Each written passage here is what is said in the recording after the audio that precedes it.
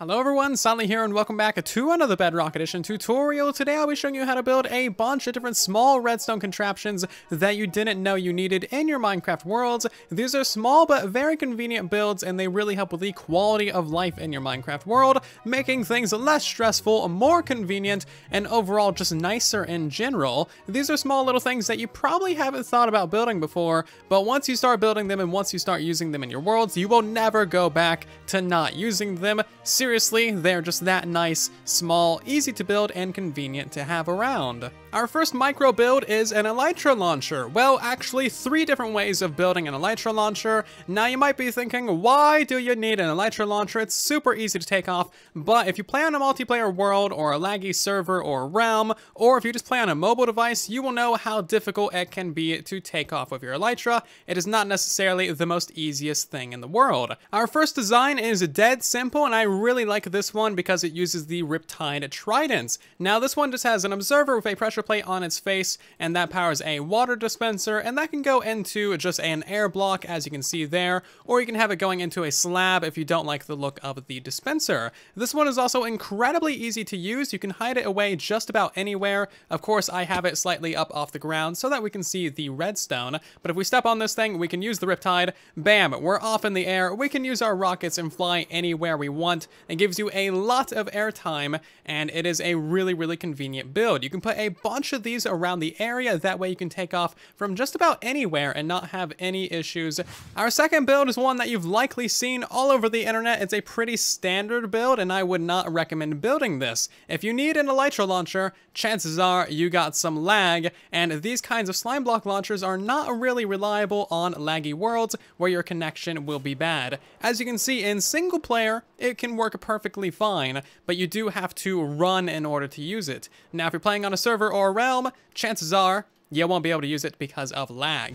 And the final one is actually the easiest to use and also the cheapest as well. In fact, it doesn't have any redstone at all. This one literally just uses a cobweb. I did actually build it up off the ground and put some glass panes in there. That way you can kind of align yourself in the cobweb a little bit easier. So you'd walk up this one, run into the glass pane, fall down into the cobweb, hit your jump button to activate your elytra, and then you have plenty of time to use your fireworks, and it is super easy and super straightforward. It takes no effort at all. Overall, the cobweb is very simple. I would highly recommend this for anyone wanting a low-tech elytra launcher. Also, in case you're not aware, you can mine cobwebs using shears and a mine shaft or other structures that generate with cobwebs. The only reason why I put the glass panes right here and right here at the head height is that way you can easily align yourself with the side of the cobweb. If you fall too far towards the center and then you fall down really far into it, you'll just be clicking your rockets onto the cobweb. Also, by aligning yourself up with the edge of the cobweb, you can easily step out of it without really being stuck in it for like 20 million years.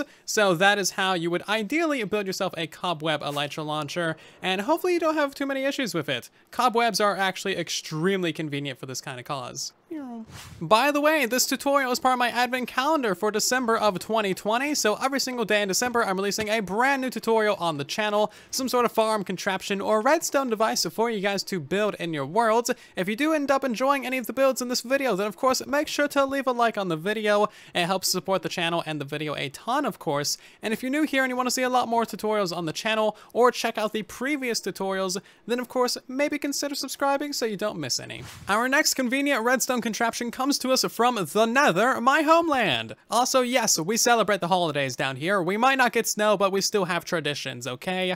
Anyway, we got ourselves some very convenient respawn anchors, and these are incredibly important for any of you who decide to live in the Nether with my cousins. Being able to respawn in the Nether and not have to mess with your anchor is a very important thing of any adventurer's career. So we have ourselves 3 different designs of various pros and cons. This one right here is my favorite. It is extremely simple to build, and it keeps your respawn anchor topped all the way up. So if you have multiple people set to the same anchor, you can all die at once, and this thing will allow everyone to respawn without any form of issues.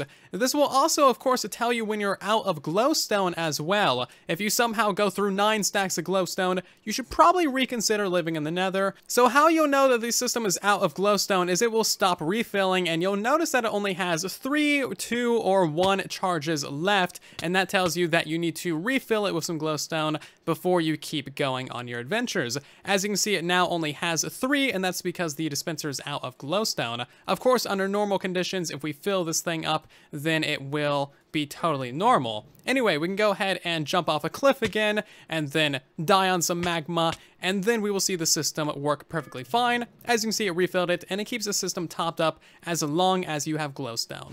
While this one is my favorite because it tells you when you're out of glowstone and it keeps it fully charged, there are of course other options. There's a bunch of different ways to design these.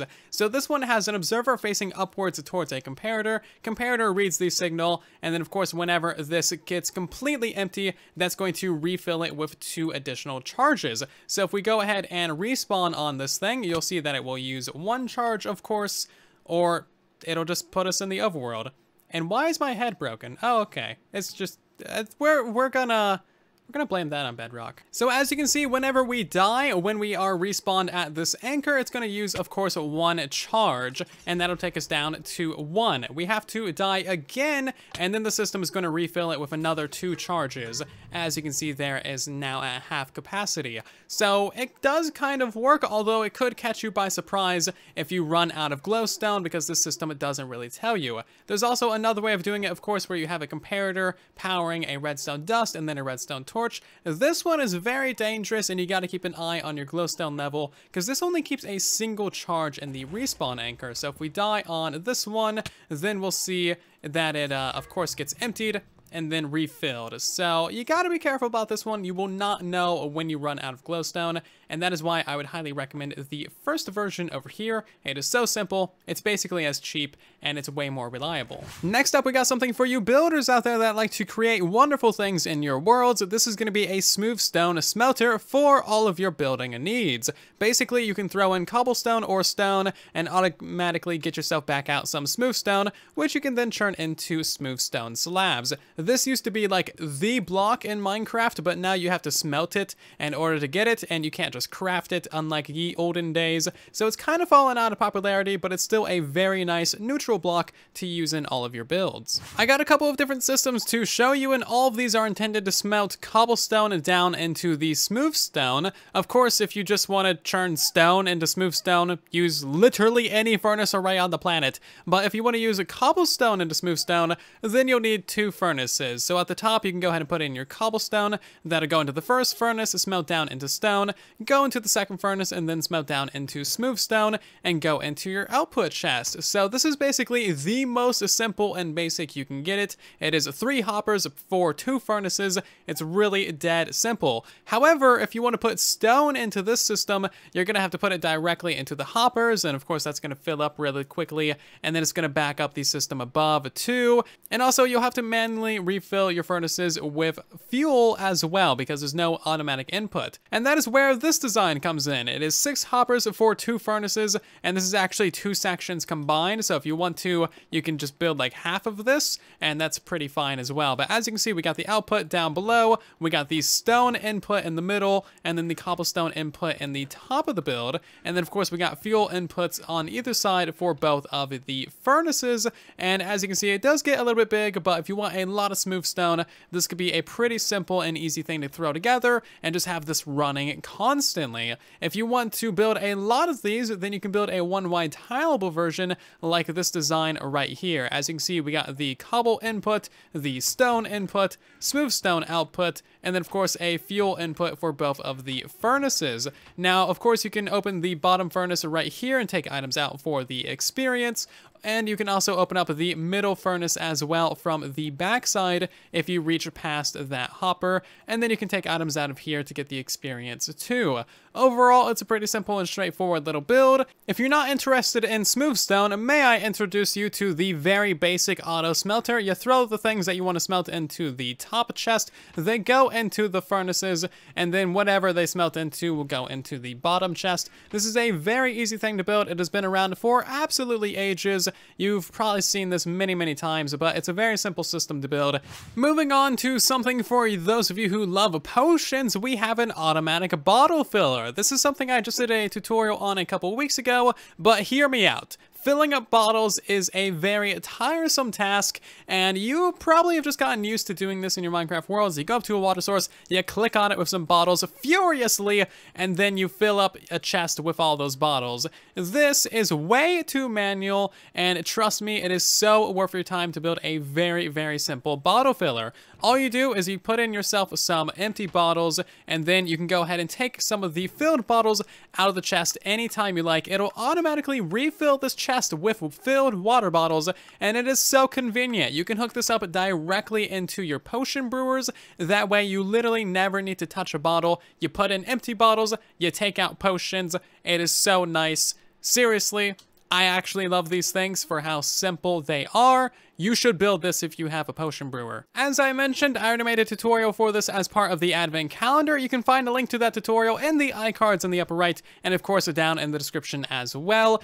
As for the fifth thing on our list, well, quite frankly, that is up to you. This is my 24th video in 24 days as of the advent calendar, and I've made tutorials on everything ranging from mob farms, animal farms, potion brewers, trident killers, bottle fillers, witch farms, villager breeders, iron farms, minecart loaders, storage technology, item filters, and so much more, including just very random things like a Pego piston door, because why not? And just about everything in between. If you are looking for another build to put in your world, I would highly recommend that you check out the advent calendar playlist. No matter what you got going on in your world, there is something for just about everyone in this advent calendar and in my tutorials playlist. So that is my fifth build. Yes, I'm totally being cheaty here and counting this as number 5. And I have no shame about that. There's a lot of builds on the channel, and I'm sure you can find something that you can enjoy. If you have any questions, comments, or concerns about the builds in today's video, then of course let me know in the comment section down below. I'm always trying to help you guys out as best as I possibly can. But if you did enjoy today's video, then of course make sure to leave a like on the video and possibly share it around with your friends. I know it's some pretty basic things, but that's kind of the entire premise of the video. Anyway, thank you so much for watching. I'll see you guys down in the comment section and in the next one. And then there was silence.